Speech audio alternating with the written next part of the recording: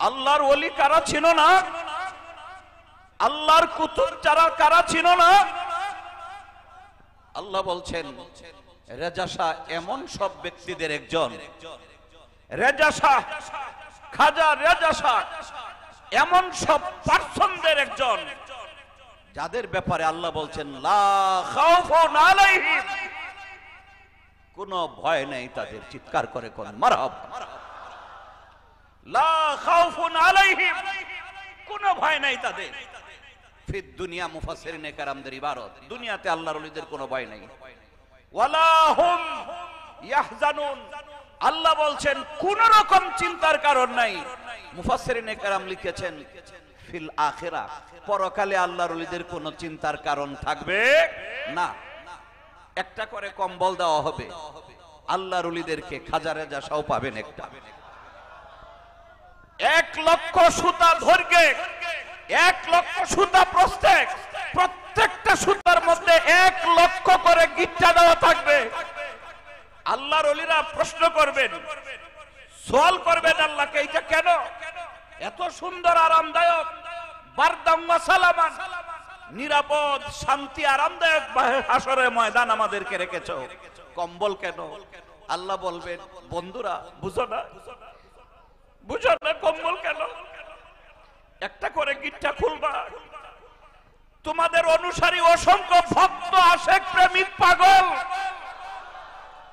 তরিকতের আলা দরজা, হাকিকতে প্রেমে ভরা, মারেফতের নূরে নূরান্বিত হয়ে গেছে, কিন্তু আকসরা আন আমালিহি, শরীয়তে কিছু ত্রুটি বিচ্যুতি রয়ে গেছে। এজন্য ফেরেশতারা আইনের পেছে ফেলে ওদেরকে জাহান্নামে দিয়ে দিছে। পাগল এমন জিনিস, পাগল এমন জিনিস, ধরা খেয়েছে ওহাবির হাতে, ডাক মারছে আমার আল্লাহকে, আল্লাহ কষ্ট পাইলাম। আল্লাহ কয় পাগলরা জাহান্নামে থাকলে জাহান্নাম টিকবে না, পাগলদের চিৎকারে জাহান্নাম টিকবে না। একটা করে গিট্টা খুলবা, একটা করে পাগলকে ডেকে ডেকে তুমি জান্নাতে পৌঁছায় দিবা। আমার রাসূল বলছেন আল মারউ মা মান আহবাবতা, ময়দানে হাসরে তার সঙ্গেই তোমার হাসর হবে যাকে তুমি আহবাবতা, সবচাইতে বেশি ভালোবাসো। আমরা সবচাইতে বেশি ভালোবাসি আল্লাহ বা খাজা রেজা শাহকে, জীবনের চেয়ে বেশি ভালোবাসি আল্লাহ বা খাজা রেজা শাহকে।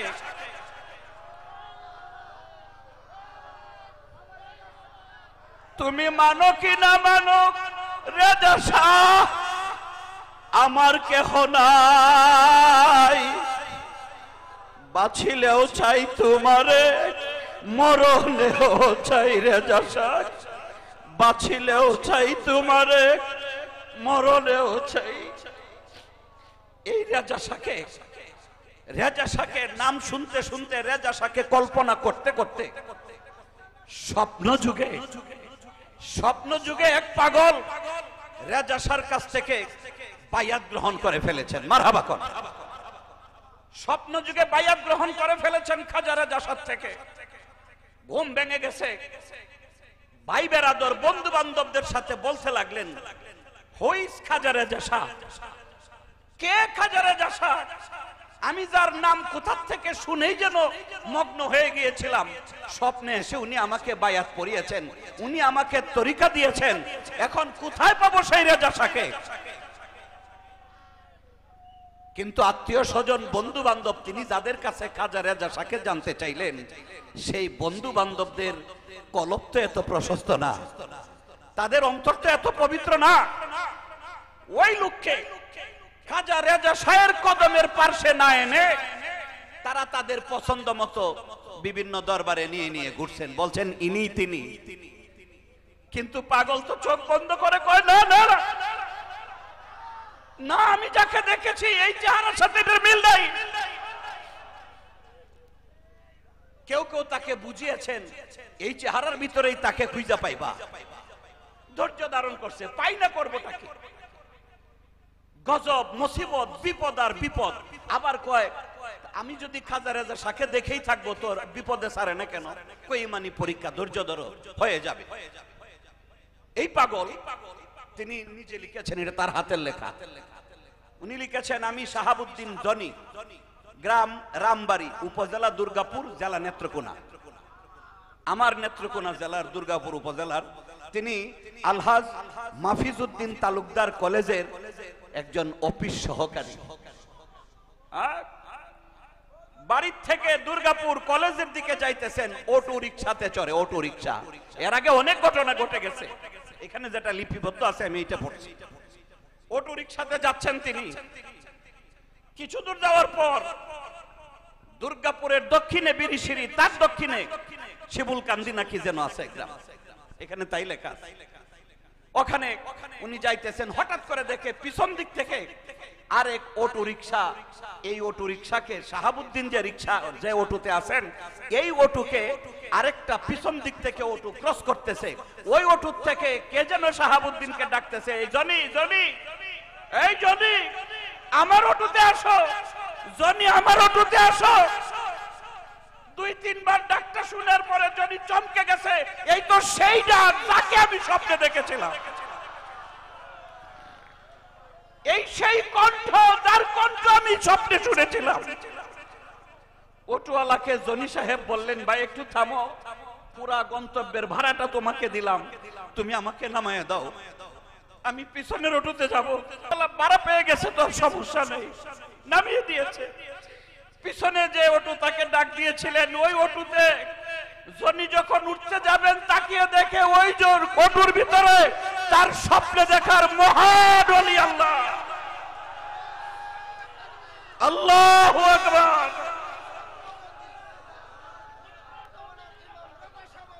খাজা রেজা শাহ বাবা কেমন ওলি আল্লাহ। ঢেকে উঠালেন জনিকে তার অটোতে।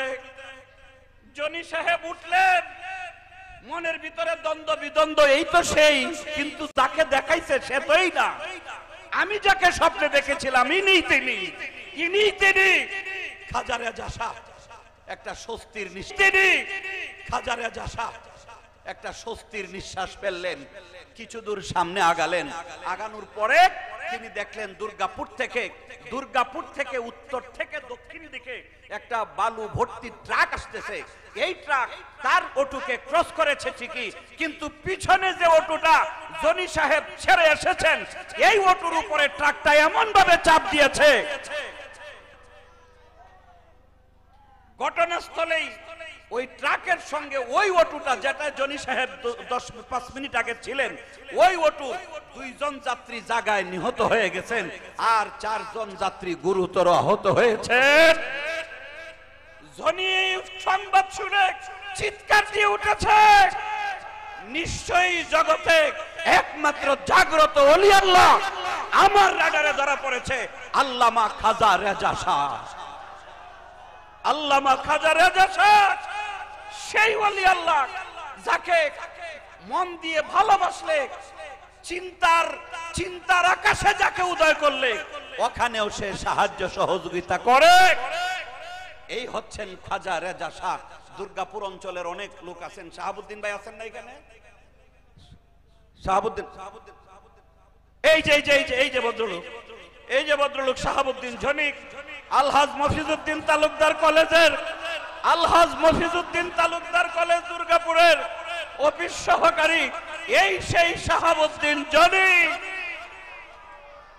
যাকে অনেক অনেক ধোঁকা দেওয়া হয়েছে, যাকে খাজা রেজা শাহ নিয়ে বহু লোকের সামনে তাকে নেওয়া হয়েছে, কিন্তু তিনি বলেন ওই বিবি জুলাইখা, ওই হযরত বিবি সারাক হাজারো হাজার পাত্র দেখেন আর বলেন পছন্দ হয় না, যাকে দেখছিলাম ইনি তো তিনি না। 6 মাস পরে দেখে ধরা পড়েছিলেন। কে এই রেজা শাহ? দেখেন বাবাজান কেবলা জলে স্থলে দেশে বিদেশে যেখান থেকেই তাকে ভক্তরা স্মরণ করে, অনুসারীরা স্মরণ করে, বেলায়েতের কুওয়াতে তিনি তাকে সহযোগিতা করেন। নেত্রকোনা জেলা থেকে কলমাকান্দা মহিষকলা হয়ে বর্ডারে একটা রাস্তা আছে সুনামগঞ্জে যাওয়ার, যারা ওই এলাকায় আছেন তারা বুঝবেন। ওই মহিষখলার থেকে অনেক দূরে রঙ্গাছড়া নামে একটা জায়গা আছে, বাঙ্গাল বিটাও আছে পার্শ্বে, বাঙ্গাল বিটাটা পরিচিত একটু বেশি। রঙ্গাছড়া একটা গ্রাম, এটা তাহেরপুর উপজেলা সুনামগঞ্জ জেলায়। এই রঙ্গাছড়া গ্রামে এক জাকের ভাই মোহাম্মদ তুতামিয়া, জাকের ভাইয়ের নাম তুতামিয়া, উনার ছেলের ঘরের নাতি হবে, ছেলের পুত্রবধূর গর্ভ থেকে নাতি হবে। তো আনন্দ উল্লাস। ওইটাই এত ব্যাকওয়ার্ড প্লেস জায়গা যেখানে মোটর সাইকেল ছাড়া যাওয়ার কোনো বিকল্প ব্যবস্থা নাই। বর্ষাকালে ট্রলার আছে, লঞ্চ আছে, স্পিডবোট আছে, কিন্তু শুকনার সিজনে মোটর সাইকেল ছাড়া যাওয়ার কোনো ব্যবস্থা নাই। তো উনি পুত্রবধূর যখন প্রসব ব্যথা শুরু হয়ে গেছে, পার্শ্ববর্তী ওই ছোটখাটো গ্রামের থেকে দুই একজন ডাক্তার যারা কষ্ট করে এলাকায় যায়, দুইজন ডাক্তার উনি নিলেন, গাইনি ডাক্তার নিলেন, দাত্রী নিলেন। অনেক চেষ্টা করে তারা বাচ্চাটাকে প্রসব করালেন ঠিকই, কিন্তু বাচ্চার ভিতরে কোনো সঞ্জীবনী স্পন্দন নাই। 6 ঘন্টা সময় বাচ্চাটা থাকলো।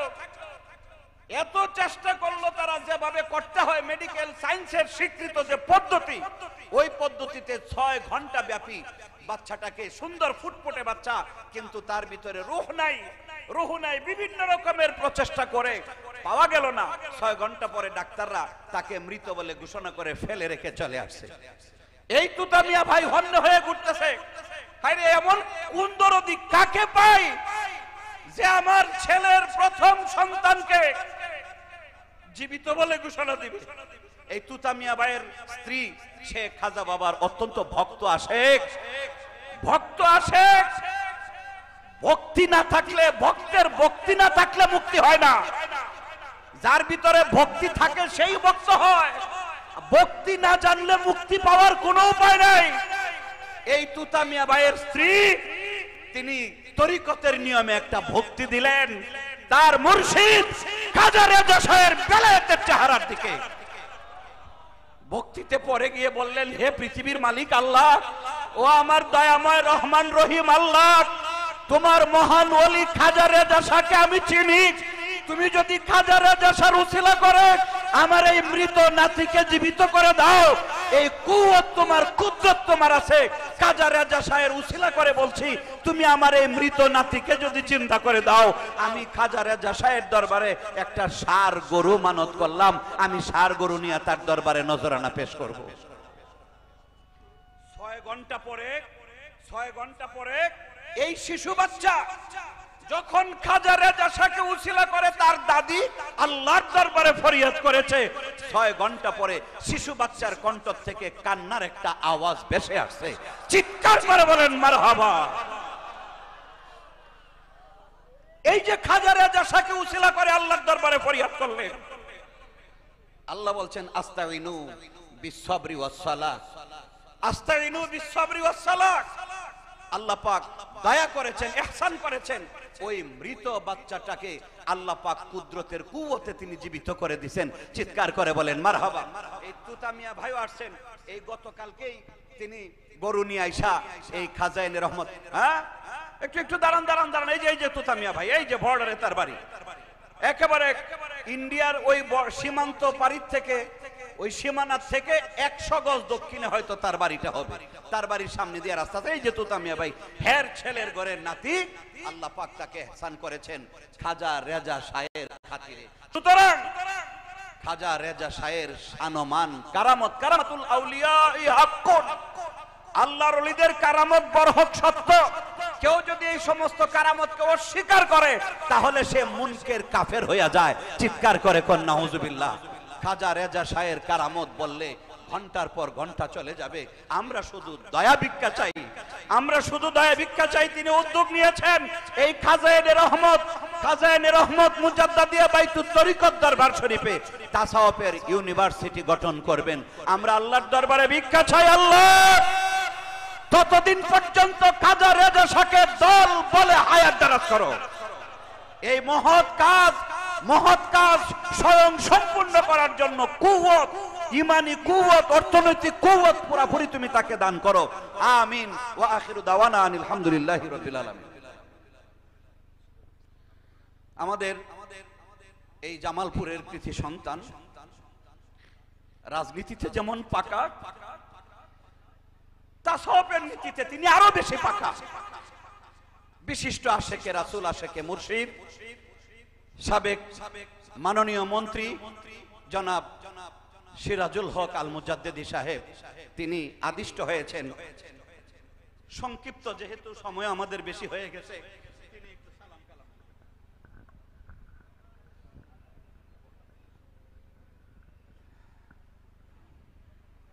আউযু বিল্লাহি মিনাশ শাইতানির রাজিম। বিসমিল্লাহির রহমানির রহিম। শাহানশাহ তরিকত হযরত খাজা বাবা এনায়েতপুরীর উপমহাদেশের উনি কুলশ্রেষ্ঠ শিরোমণি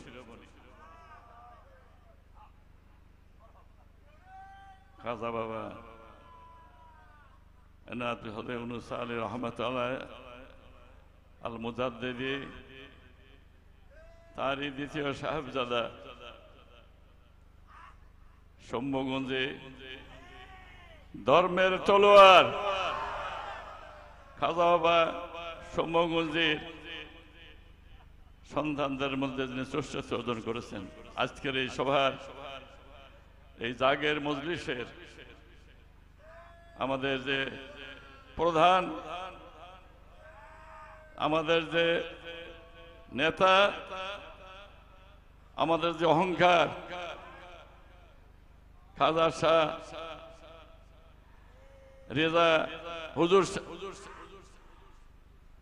এবং তার আওলাদ, এই মঞ্চ উপবিষ্ট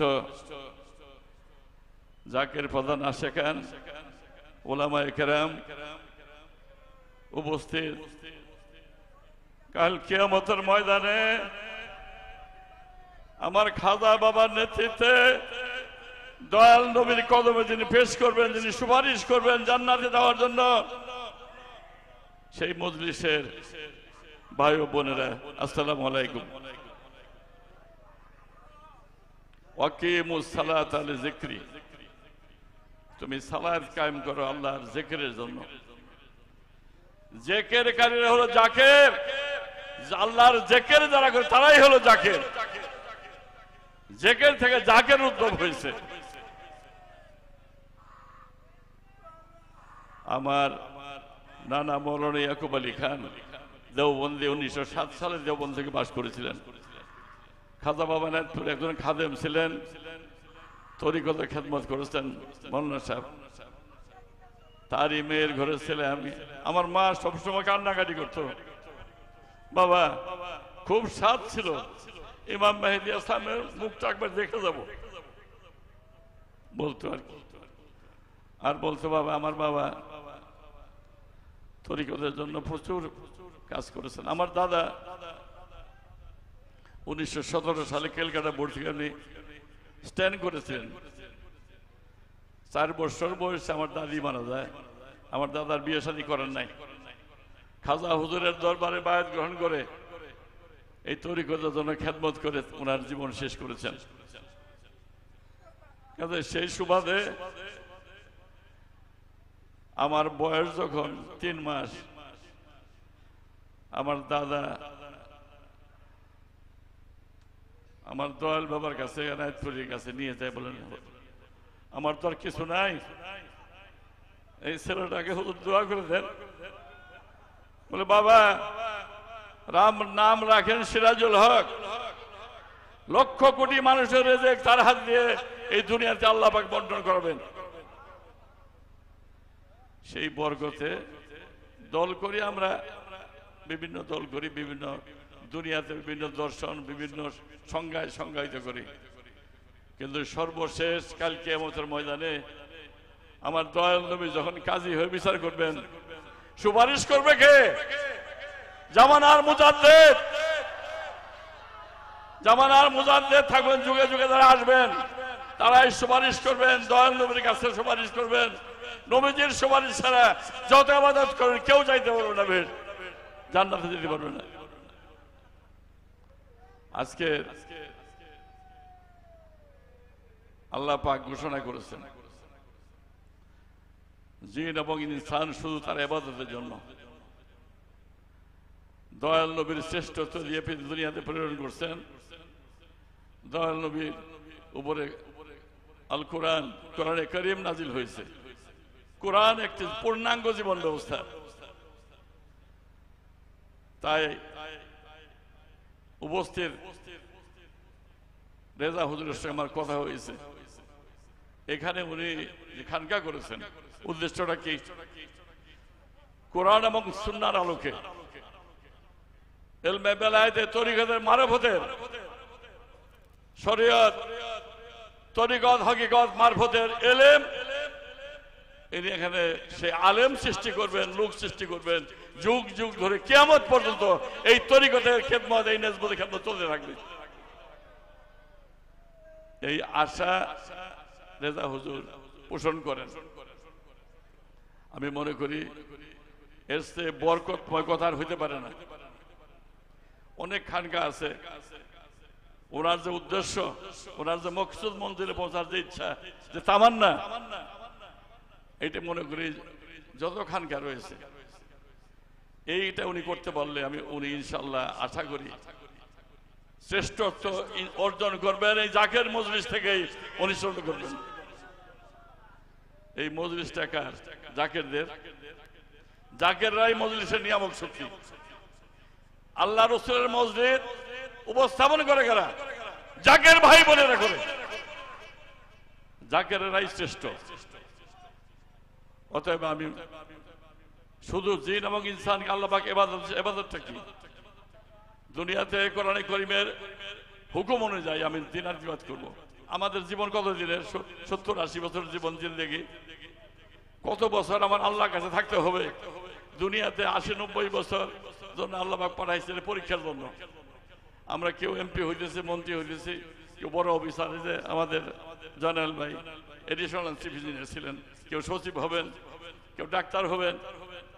দুনিয়াতে বিভিন্ন পেশায় মানুষ এই পদচারণা মানুষের থাকবে, কিন্তু এক রব আল্লাহকে, তার নবীকে যে ভুলে যাবে। আমার নবীকে রহমতের, এই মাখুজ সাইয়্যিদুল মুরসালিন, খাতেমুন নাবিয়্যিন, শাফিউল মুজতাবিন, রহমতের আদা হিসেবে সৃষ্টি করেছেন আমার নবীকে। তো কাজে আজকে আমাদের পরিপূর্ণ ইমানে দাখিল হইতে হইলে 1000 বছর নামাজ পড়ছে, কপালে দাগ আছে, হাঁটুতে দাগ আছে, ইবাদতের এক ফোঁটা চোখের পানি পড়ে নাই। আল্লাহ বলেন তাদের ইমান, আমার হুজুর কেবলা বলেন তাদের ইমান অর্ধেক। অর্ধেক আল্লাহর জগতে তারা প্রবেশ করতে পারেন, তাদের ইমান অর্ধেক। আল্লাহর জগতে প্রবেশ করতে হলে কাকে? কামেল যুগের দয়াল নবীর পরে খোলাফায়ে রাশিদিন, বুজুর্গানে দিন, 4 তারিখের ইমাম পরবর্তী সময়ে নায়েবে নবী, নায়েবে রাসূল। দুনিয়াতে আর নবী আসবেন না, নবুয়তের কোন নেতৃত্ব আর কেউ আসবে না। সেই নবীর নবুয়ত, সেই সিনা, সেই নূর সিনা বিছানা হয়ে যুগে যুগে ওলি আল্লাহদের কাছে থাকবে। সেখানেই তাদের সহবতে থাকবে। আল্লাহ রাসূলকে চেনা সহজ হবে, মহব্বত সহজ হবে, এবং তার পরকাল শান্তিময় হবে, সুখময় হবে। তো কাজে আমরা দুনিয়াতে আমাদের এই পার্থিব জীবনে আল্লাহ বলেন তোমাকে সম্পদশালী করা হয়েছে, আমি আল্লাহ করছি, তোমার কোনো কৃতিত্ব নাই। তোমাকে মন্ত্রী করা হয়েছে, আমি আল্লাহ করছি। তোমাকে এমপি করা হয়েছে, আমি আল্লাহ করছি। তোমাকে সম্পদ আমি আল্লাহ করছি। কাজে এটা কোনো কৃতিত্ব নাই। এক সম্পত্তি 10 বার বিক্রি হইতেছে আমাদের জীবনে দেখতেছি। It is transferable, হস্তান্তরযোগ্য। আল্লাহ বলেন আমি তোমাকে সম্পদশালী করছি, আমি তোমাকে সম্মান দিচ্ছি, আমি তোমাকে বাদশাকে ফকিরি করে দিই 1 মিনিটে। আপনি দেখবেন এদেশের প্রধানমন্ত্রী, বিগত গভর্নমেন্টের সরকার, আল্লাহর কত শান, সিংহাসন থেকে 1 মিনিটে তারা নামাই দিছে। এটা বুঝতে হবে এই ক্ষমতা কার? আল্লাহ পাকের। এটা বুঝতে হবে। কাজে কাজে গর্ব করে দুনিয়াতে যে আমি শ্রেষ্ঠ, আমি প্রধান, আমার চেয়ে বড় আর কেউ নাই দুনিয়াতে। এই তাকাব্বুরি আল্লাহ দেখেন। আল্লাহ বলেন যে আমি সম্মান দেই, আমি অর্থ দেই, আমি আল্লাহ দিই। কাজে আল্লাহ বলেন তোমাকে সম্পদশালী করা হয়েছে, আমি আল্লাহ করেছি দরিদ্র অংশীদারিত্ব দিয়ে। সূরা আলে ইমরান অন্যান্য সূরাতে বলা হয়েছে তোমাকে সম্পদশালী করা হয়েছে দরিদ্র অংশীদার। কোন দরিদ্র? যে দরিদ্র তোমার সম্পদকে আল্লাহর শুকরিয়া আদায় করে, এ তোমার অংশীদার। তো কাজে সম্পদশালীদের কাছে একটা বড় মেসেজ, দুনিয়াতে টাকা কোটি কোটি টাকা আছে, হাজার হাজার কোটি টাকা লুট করছে, ওইটা রাই খেয়ে কালকে যাওয়ার লাগবে, সম্পদ সঙ্গে নিয়ে যাওয়ার সুযোগ নাই। কাজেই আল্লাহর ওলিদের সহবতে থাকলে অন্তর সংযত হয়, গুনার সমস্ত কাজ থেকে আমরা দূরে থাকতে পারবো। আল্লাহর যে নির্দেশ, আশরাফুল মখলুকাত করে তোমাকে সৃষ্টি করেছি, ওই যে আল কোরআন নাযিল করা হয়েছে, এটা মতো তুমি চলো, সত্যের উপরে নির্ভর করে আল্লাহ রাসূলের মহব্বতে আপন আপন মুর্শিদের ইত্তেবা করে এবং সহি জীবন যাপন করো, নিষ্কলুষ জীবন যাপন করো, সৎ জীবন যাপন করো, কারো হক নষ্ট করবে না। যত নেত্রী বাবিন্দি হল বা মন্ত্রী হল, নষ্ট করবে না। কাজে আজকে এই মজলিসে আমরা শুধু বলতে চাই, দয়াল নবীর